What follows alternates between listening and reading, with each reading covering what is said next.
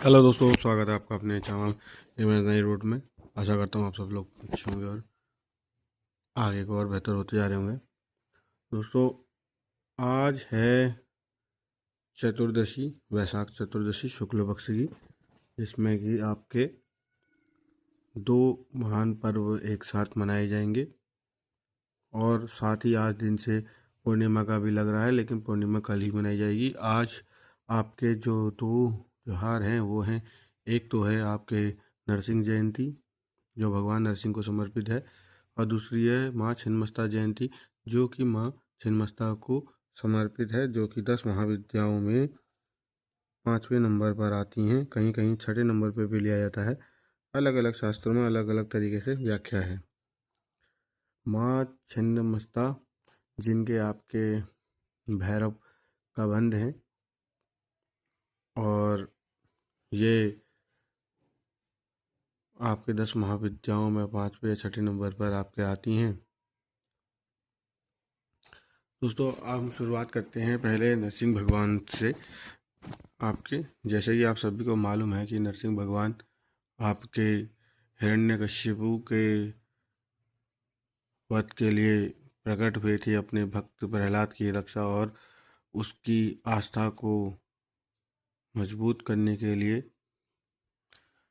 उसने कहा था कण कण में भगवान है, और हिरण्यकश्यप ने कहा क्या इस खंबे में भी भगवान है? उसने कहा हाँ। तो खंबा फाड़ कर आपके वो प्रकट हुए थे। उसको जो वरदान प्राप्त हुआ था ब्रह्मा जी से कि ना वो दिन में मरेगा, ना रात में, ना सुबह ना शाम, ना आकाश में ना धरती पे, ना अस्त्र से ना शस्त्र से, ऐसा विचित्र सा वरदान मांगा था। तो उसकी मृत्यु हुई। अभी उस पर एक साउथ की एक एनिमेटेड मूवी भी आई थी, बहुत ज़बरदस्त मूवी थी वो, नरसिम्हा आपके साउथ की मूवी। बहुत ज़बरदस्त पिक्चर थी, बहुत तगड़े उसके ग्राफिक्स थे। एनीवेज हम आगे बढ़ते तो जब वो खंबा फाड़ के प्रकट हुए तो उनको उन्होंने हिरण्यकश्यप को पहले उसके अस्त्र शस्त्र खाली करे, फिर उसके बाद उसको उठाया और उसने कहा कि तुम मुझे नहीं मार सकते हो। तो उन्होंने उसको बताया कि देख ना, अभी दिन हो रहा है ना रात हो रही है, ना सुबह है ना शाम है, ना तू घर के अंदर है ना तू घर के बाहर है, ना तू धरती पर है ना तू आकाश में है। क्योंकि भगवान ने उसको आपके अपने पट पर बैठा के लेटा के उसका छाती विदीर्ण कर दी थी अपने नखों के द्वारा। उन्होंने कहा था ना अस्त्र से मारा हो ना शस्त्र से। इतनी विवत्स, इतनी खतरनाक ढंग से उसको मारा उन्होंने। इतनी क्या शक्ति रही होगी हाथों से किसी का सीना फाड़ देना। और उसके बाद गुस्से में वो रोष में इतना थे कि उन्होंने उसकी अंतड़ियाँ सब अपने गले में लटका ली थी। पूरा त्रिलोक ही कांप गया था उनके इस प्रकार से उसको मारते वक्त। तो भगवान नरसिंह के बारे में जो मैंने आपको बताया, ये तो आप सभी लोगों ने अनेकों बार आपको सुना होगा और देखा होगा। ये भगवान के दशावतार में चौथे अवतार हैं, और 24 अवतारों में 14वें अवतार हैं। और इनका एक मंत्र है, वो है ओम श्री उग्रम वीरम महाविष्णु ज्वलंतम सर्तोमुखम नरसिंहम भीष्णम भद्रम मृत्युम मृत्युम नमामि हम। किसी भी प्रकार के भूत प्रेत पिशाच आदि आपके जो मन में डर हो या किसी भी नकारात्मकता का आपके ऊपर प्रभाव पड़ रहा हो, तो ये मंत्र आपकी रक्षा करता है। क्योंकि भगवान नरसिंह से तो सब वैसे ही डरे रहते हैं। सबसे प्रभावशाली और बहुत घातक है इनका ये मंत्र।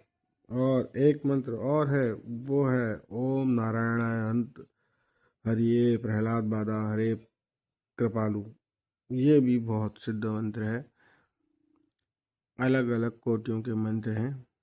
ओम नरसिंहाय नमः ये भी है। इतने लंबे याद नहीं कर पा रहे हो तो ओम नरसिंहाय नमः इतना ही बोल दो। ये नर और सिंह के मिश्रित स्वरूप हैं। कि उसने कहा था ना, उसने कहा था कि मैं किसी भी प्रकार के व्यक्ति से नहीं मरूंगा। और एक चीज़ मैं इसमें और ऐड कर दूं यहाँ पर को, ये थोड़ा फ्यूचरिस्टिक और आपके जो कि मतलब आजकल साइंस में आपके जैसे बाहर के लोग बाग जो है डायमेंशंस की बात करते हैं, जिसके वहाँ हमको लोग बोला जाता है, तो उसमें आपके ये कहा गया है कि एक सभ्यता है, जिस सभ्यता को लाइकन्स बोला जाता है, और ये लाइकन्स आपके पृथ्वी से काफ़ी दूर रहते हैं। ये काफ़ी एडवांस और हाईटेक हैं। वहाँ पर ऐसी ही प्रजातियाँ रहती हैं जो आधे नर और आधे सिंह के स्वरूप में होते हैं और काफ़ी एडवांस होते हैं। और फिफ्थ या सिक्स जनरेशन जो कार्दाशेव स्केल है, उसमें अगर आपको उस बारे में डिटेल से जानना हो तो आप मेरे पुराने वीडियोस में आप सर्च कर सकते हैं, उसमें आपको मिल जाएगा। 14 भुवनों की सीरीज में उसमें आपको मिल जाएगा।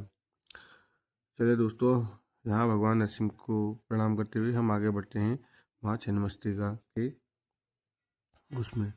दोस्तों, माँ छिन्नमस्तिका जैसे कि आप सभी को पता है कि 10 महाविद्याओं में 5वें या 6ठे नंबर पर आती हैं।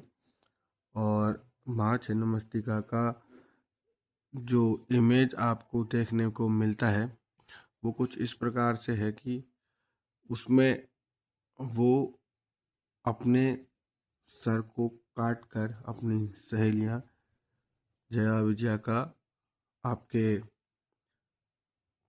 अपने रक्त की 3 धाराओं से एक जो हाथ उनके अपने हाथ में अपना खुद का होता है, एक रक्त की धारा उनके मुंह गिरती हैं, बाकी 2 सहेलियों के मुंह गिरती हैं। ये बात है कि जब वो अपने दोस्तों के संग आपके पुष्प बिनने के लिए वाटिका में गई, वहाँ उनकी दोस्तों को अच्छा एकाएक भूख लगी तो उन्होंने उनसे जिद करी। उन्होंने कहा अभी थोड़ी देर विश्राम, अभी थोड़ी देर बाद करते हैं भोजन। लेकिन जब उन्होंने ज़्यादा आग्रह करा तो उन्होंने अपना ही मस्तक काट के तीनों की प्यास बुझा दी। और तो कहा तो ये भी जाता है कि आपके इनके प्रभाव से आपके सभी टाइप के अमंगल दूर होते हैं। और माँ छिन्नमस्तिका का जो मंत्र है वो कुछ इस प्रकार से है। ओम भैरवसनीय विद्महे छिन्नमस्ताय धीमहि तन्नो देवी प्रचोदयात्। और इनकी पूजा इनके भैरव के साथ में होती है जो कि कबंध हैं। और उनका जो गायत्री मंत्र है वो इस प्रकार से है, ओम कबंधाय विद्महे शिरोहिनाय धीमहि तन्नो भैरव प्रचोदयात्। और इनके साथ में इनका पूजन होता है। इनकी फोटो जो होती है वो हमेशा कुछ यूं ही होती है कि आपके इन्होंने सर काट रखा है और 3 धाराओं से 3 नो को आपके ये उनकी भूख मिटाती हैं और अपना नीचे भैरव के ऊपर आपके खड़ी होती हैं। माँ का स्वरूप बहुत उग्र है। तांत्रिक क्रियाओं में बहुत ज़्यादा प्रयोग में लिया जाता है। हर जगह आपके इनको अलग अलग नामों से बोला जाता है। ये अभी मेरे को थोड़ा सा अभी डाउट हो रहा है, लेकिन बट मेरे ख्याल से ये आपके पश्चिम दिशा में आपके रक्षा करती हैं। और पश्चिम दिशा में भी 2 कोण और आ जाते हैं, वायव्य और नैऋति। नैऋति में नहीं है शायद, और वायव्य में भी नहीं है। ये शायद पश्चिम दिशा की ही हैं और वहाँ ये रक्षा करती हैं। 10 देवियाँ, 10 महाविद्याएँ और उनके 10 भैरव, ये आपके 10 दिशाओं से हमारी रक्षा करते हैं। मैंने इसमें पहले वीडियो बनाए हैं, अगर आपको समय मिले तो आप उसमें जाके देख सकते हैं। और इनके 10 महाविद्याओं का प्राकट्य की आपको उसमें सारी बातें पता चल जाएंगी। दोस्तों, ऐसे आज इतना पावन दिन है। एक तो बैसाख का महीना चल रहा है जो कि अपने आप में ही बहुत पवित्र है। स्कंद पुराण में तो आपके बैसाख का महात्म्य ही दिए रखा है पूरा का पूरा, और कार्तिक और माघ से भी ज़्यादा इसकी महत्वता बताई है।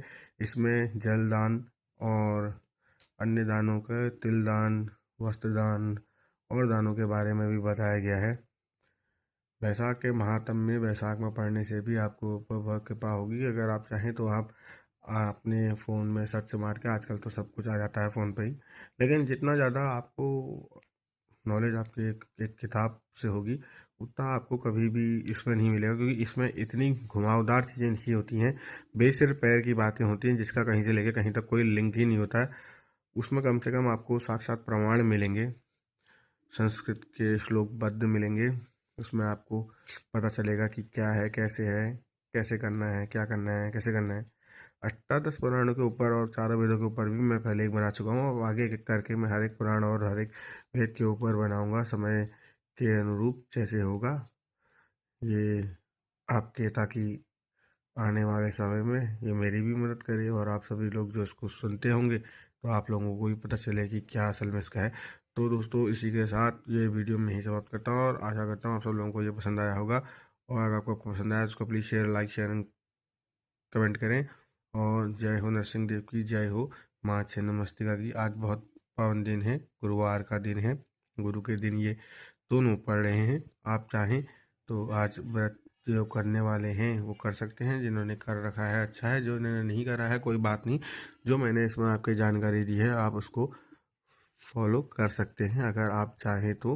वैसे तो ये बहुत उग्र मंत्र हैं और बहुत ही ज़्यादा होने को तो ये मैं बोल रहा हूँ क्योंकि मैंने ये काफ़ी प्रैक्टिस करे हैं, तो अब मैं ऐसा नहीं कह सकता हूँ कि ये मैं ये सिद्ध कर दिए हैं या ये कर दिए हैं, लेकिन बट ये मुझे पता है तो मैंने आपको बता दिया। बाकी आप अपने किसी अनुभवी गुरु के अंतर्गत इसका अभ्यास कर सकते हैं। जय हिंद, जय भारत, हर हर महादेव, जय भोलेनाथ।